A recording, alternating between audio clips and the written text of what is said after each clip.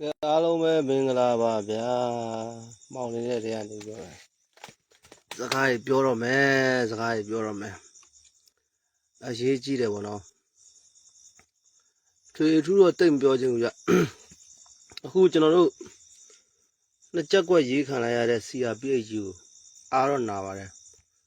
်နောက်တစ်ချက်ကကျွန်တော်တို့ဒီလက်ရှိမင်းအောင်လှိုင်ရဲ့အပြောင်းလဲရလဲရန်ထူးဆန်းတယ်လို့တော်လိုင်းရဲ့အချိုးကွေးတွေကလည်းရန်ကိုပြောင်းလဲလာတာမြင်လာပြီအဲ့တော့ကျွန်တော်တို့အနေနဲ့ရဲ့မှာရှိနေတဲ့အထူးသဖြင့်အညာကကျွန်တော်ရဲ့ညီကိုတွေကိုမှားခြင်းတယ်နော်အညာကညီကိုတွေကိုမှားခြင်းတယ်ပါနဲ့လိုက်ရတာနေတယ်အဲ့တော့ပြောချင်တာတစ်ခုပဲရှိပါတယ်တော်လိုင်းကြီးကလည်းကြာလာပြီစက်ကြဖို့အစီအစဉ်ရှိတယ်အဲ့တော့အုပ်စုတွေကြားထဲမှာစစ်အုပ်စုဘက်ကလည်းအလဲအကွဲအပြဲရှိနိုင်တယ်လို့ကျွန်တော်တို့ရဲ့တော်လိုင်းအင်အားစုတွေဘက်ကလည်းအလဲအကွဲအပြဲရှိနိုင်တယ်မိုးပေါ်လည်းကြည့်ရသေးတယ်ခါကျရင်တော့အခြေအနေမကောင်းဘူးအဲ့တော့ကျွန်တော်တို့ PDF ညီကိုတွေအားတင်တာပါကျွန်တော်တို့ဒီတော်လိုင်းရေးအရွေးကတော်တော်ကြီးမားမယ်တိုင်းသားအင်အားစုတွေထဲမှာတော့တရုတ်နောက်ကိုလိုက်မဲ့တိုင်းရင်းသားတွေရဲ့အခုကျွန်တော်တို့ဒီ EAO နဲ့ပူးပေါင်းပါဝင်မဲ့ဆွမ်းလာပြောသလိုတော်လိုင်းအင်အားစုတွေရဲ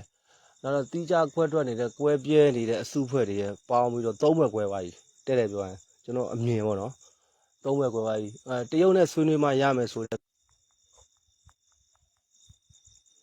ကျွန်တော်တို့ဒီတရုတ်ကပေးမဲ့ဒီမိုကရေစီတရုတ်ကပေးမဲ့ confederate တရုတ်ပြီးမှပြည်လည်မဲ့ confederate ဆိုတာရှိတယ်အဲ့ဒါရှမ်းအုပ်စုပေါ့နော်ရှမ်းအုပ်စုပဲပါနေတာနောက်တစ်ချက်ကျွန်တော်ဒီတော်လိုင်းရေး ER ကိုနဲ့တွဲပြီးတော့ UNG CRPH နဲ့တွဲပြီးတော့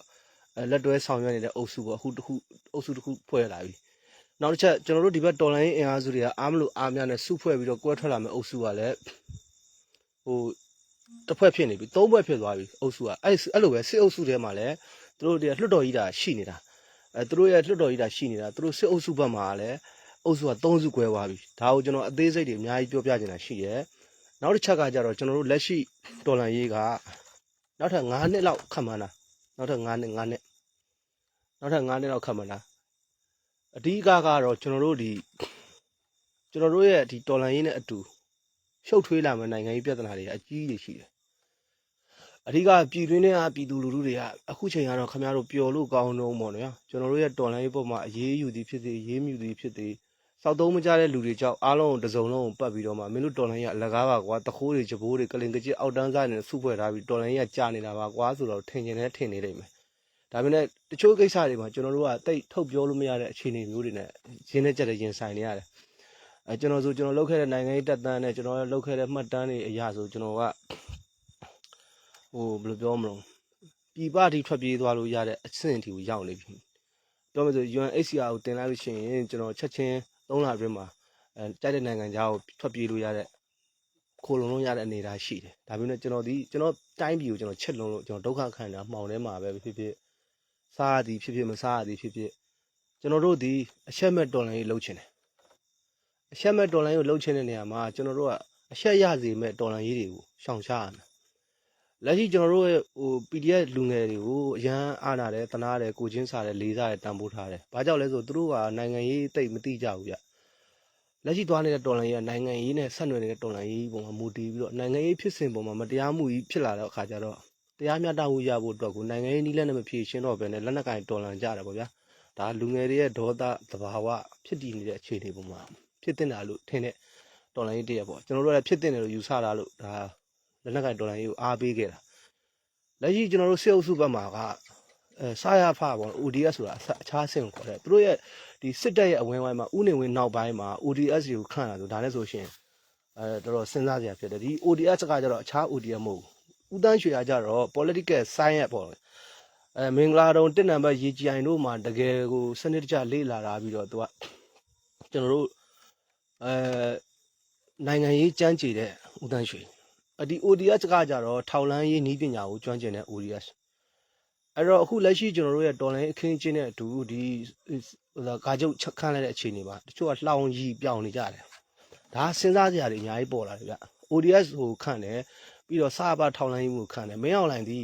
ဒီတော်လန်ရေးဖြစ်လာမယ်ဆိုတာကို तू ကကြိုသိထားတဲ့အတွက်မို့လို့ကျွန်တော်ပြောခဲ့တယ်အမြင်နဲ့လိုက်ဒီမှာ2019နဲ့ကနေပြီးတော့ဒေါ်လာ85သန်းသုံးလာတယ်ထောက်လန်ရေးအတွက်အဲ့အတွက်မို့လို့ထောက်လန်ရေးတွေသူတို့ရဲ့ဆဲတွေကဒီတော်လန်ရေးထဲမှာစီးဝင်နေတယ်ပြည်တွင်းမှာလည်းမဟုတ်ပြည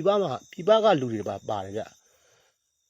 ျကျွန်တော်တို့ကတော့ရိပ်မိတယ်သိတယ်သိနေတယ်တချို့ဟာတွေထောက်လန်းလို့လည်းရနေတယ်ဒါပေမဲ့ကျွန်တော်တို့ကချပြလို့ဖွင့်ပြလို့ပြောပြလို့မရတော့တဲ့အခြေအနေမျိုးတွေဖြစ်နေတချို့ကနားတွေကန်းနေတယ်တချို့ကမျက်စိတွေပိတ်နေတယ်တချို့ကဘာမှမမြင်ကြတော့ဘူးတချို့ကဘာမှမကြားတော့ဘူးတချို့ကကျတော့ဘာမှမစင်စားတတ်တော့တဲ့ mindset တွေအဲ့ဒါကြီးရောက်နေတာအခုခင်ဗျားတို့လုံနေတဲ့တော်လန်ရေးကိုကျွန်တော်မေးချင်တယ် CRPH ကိုခင်ဗျားတို့ဘာတော်လန်ရေးကိုလောက်တာလဲဘယ်သူ့ပေါ်မှာအခြေခံပြီးလောက်တာလဲခင်ဗျားတို့တိုင်းရင်းသားပေါ်မှာအခြေခံလာလားဗမာတွေပေါ်မှာအခြေခံလာလားဆိုတာကိုကျုပ်မေးခွန်းထုတ်တယ်ဒီကနေတိုင်းရင်းသားတွေပေါ်မှာအခြေခံတယ်ဆိုတိုင်းရင်းသားတွေနဲ့တန်းတူညီမျှအခွင့်အရေးရအောင်ကြိုးစားရမယ်နံပါတ်1နံပါတ်2ပြည်သူလူထုပေါ်အခြေခံတယ်ဗမာအင်အားစုအခြေခံတယ်ဆိုတဲ့ဗမာပြည်တော်စုဖြစ်တဲ့ဗမာအီယာကိုခင်ဗျားတို့ကိုတတ်မှတ်ရင်တတ်ဆိုင်နော် EAO တွေရဲ့တိုင်းရင်းသား EAO တွေရဲ့စိတ်တက်မျိုးမွေးရမယ်ကျွန်တော်တိုင်းရင်းသား EAO စိတ်ဒီမှာဆိုရှင်လက်နက်ကင်အဖွဲ့အစည်းတွေကရင်ပြည်နယ်ကိုအဓိကအတူယူကျွန်တော်ကရင်မှာနေတဲ့အတွက်ကရင်ကိုအတူယူရခိုင်ဆိုလဲရခိုင်ရဲ့အတူကိုယူရမယ်အဲ့ဒါဘာလဲကျွန်တော်ပြောချင်တာခင်ဗျားတို့ EAO ကိုအတူယူဆိုတာကတောင်ပိုင်းမှာဆိုပြခင်ဗျားတို့ပြောဆို BGS ရှိတယ် KNL ရှိတယ်အခုဆို BGS နဲ့ကွက်ထွက်သွားတယ် KNL ရှိတယ်ငကို DKB ရှိတယ်မူလ DKB ရှိတယ်နောက်တော့ KNU KNL PC ဆိုပြီးတော့တစ်ဖွဲ့ရှိတယ်၅ဖွဲ့ရှိတယ်အခု KTN လေးရော6ဖွဲ့ရှိတယ်ဟုတ်ပြီနော်အဲ့လိုစောက်ရှုပ်တွေများတဲ့ကြားထဲမှာKNL ရဲ့လက်အောက်မှာရှိနေတဲ့အခြားသော MOD PDF ကော PDF ကောစောက်ပြဿနာမတက်အောင်အစင်ပြေအောင်ပပိုးဆိုးပတ်ဆက်မသေးအောင်နော်ခင်ဗျားတို့ကဗမာကိုလည်းကိုစားမပြုဘူးပြည်သူကိုလည်းတိုင်းရင်းသားပြည်သူကိုလည်းကိုစားမပြုဘူးတိုင်းရင်းသားကိုလည်းမလုပ်ဘူးဆိုရင်ခင်ဗျားတို့တိတ်ဆောက်ဆင်မပြေတော့ခင်ဗျားတို့ခုမကွေးဘက်မှာထပ်မွေနေတယ်ကျွန်တော်ကြားတယ်ဥရဲဘော်ဘာသူကိုထပ်စစ်ဖို့အတွက်ကိုလောက်တယ်ကျွန်တော်ကြားရတယ်ခင်ဗျားတို့ကျွန်တော်ကကရင်ကောင်းကြောင်းတွေကရင်မကောင်းကြောင်းတွေပြောနေတာမဟုတ်ဘူးအတူယူတက်ဖို့ပြောပြတာနော်ခင်ဗျားတို့ကျွန်တော်ပြောချင်တာကဗမာကိုအနေနဲ့ငါတို့တော့ရက်တီမယ်ကွာ local တွေရော MOD အောက်က PDF ရောပူးပေါင်းကြမယ်ကွာအဲ့ဒီမှာပလဲမှာဆိုရင်တော့ဘသူပေါ့မောင်ဖြူမောင်မဲပေါ့အဲ့ဒီမှာ तू ကစစ်ရေးရတာဝန်ခံလိုက်မယ်အုပ်ချုပ်ရေးဘက်မှာဘသူပေါ့ကွာအဲ့ဒီကောင်အုပ်ချုပ်ရေးဘက်မှာတာဝန်ခံလိုက်မယ်အုပ်ချုပ်ရေးဒီတရားစီရင်နဲ့စနစ်တကျယူသွားမယ်ဟုတ်လားတိုက်ခိုက်ရေးတာဝန်ခံရဲ့ဖြစ်ပျက်နေတဲ့အဖြစ်ပျက်တွေအကုန်လုံးဖြည့်ရှင်းပေးရမယ်တရားမှုမတရားမှုဆိုတာတာဝန်ယူရမယ်ကျွန်တော်ပြောရှင်းရှင်းလေးခင်ဗျားတို့ကဘသူ့ဥမာလဲနမူနာမယူဘသူ့ဥမာလဲအတုမယူဘသူ့ရှိရမှလဲအတုမခိုးခင်ဗျားတို့ကိုနီးကိုဟန်နဲ့ဒီမိုကရေစီဖက်နော်ခင်ဗျားတို့အခုကျင်ညာလိုက်တဲ့ Federal Council ဘာညာရော KTC အပါဝင်ဘာညာဆို CRP ဘာညာပေါ့ NUCC ကိုခြံထားလိုက်တယ်မပြောဘူးထားလိုက်ဒါခင်ဗျားတို့စောက်သက်တာတွေပြောချင်တာကခင်ဗျားတို့ခေါင်းစဉ်တွေတော့ဆွဲလိုက်ပြီအဲ့ဒီအောက်မှာ definition ဖွင့်ရမယ်အဲ့ definition ဖွင့်တဲ့အချိန်မှာခွက်ခောက်ကြမယ်ပြဿနာတက်ကြမယ်စောက်ပြဿနာမတက်ခင်ကိုငါတို့ကတော့တိုင်းရင်းသားတွေနော်ခင်ဗျားတို့ဗမာကိုအနေနဲ့လုံမယ်ဆိုလို့ရှိရင်ဟုတ်ပြီငကားကိုချတယ်ဗျာငကားကိုချရင်ငကားကိုနံပါတ်1ကြေညာချက်ထုတ်ရမယ်ငကားကမင်းပေါင်းပါလားမပေါင်းဘူးလားငါတို့နဲ့မပေါင်းဘူးအေးမပေါင်းရင်မင်းဘဝနဲ့မင်းနေမင်းလူနဲ့မင်းမနေမင်းလမ်းမှာမင်းနေမင်းဒီဘက်ကိုလာမရှုံးနဲ့ပြီးပြီသူ့နေရာသူပေးလိုက်မှာဗျာ wifi အောက်မှာပြောတော့လိုင်းမကောင်းမနေ့ကင်းမိုင်းမကောင်းလေသိအဆင်မပြေဘူးစကားပြောတာဖီးလည်းမလာတော့ဘူးအဲ့တော့ပြောချင်တာရှင်းရှင်းလေးပဲခင်ဗျာကရင်ကိုအတူယူဆိုတာကရင်မှာ BG ကလည်းသူ့ပိုင်နဲ့သူခိုင်းမကောင်းဘူးဗျာလာတာနဲ့အဆင်ပြေလွမ်းတယ်ဗျာအကုန်လုံးနော်အဲ့တော့ပြောချင်တာရှင်းရှင်းလေးပဲခင်ဗျာအတူယူပြီးတော့လောက်ကြပါအတူယူလို့ခင်ဗျာမိတ်တူပွားလို့မူရင်းမဖြစ်ပေမဲ့မိတ်တူကောင်းလို့ရှိရင်နော်မိတ်တူကောင်းလို့ရှိရင်လေ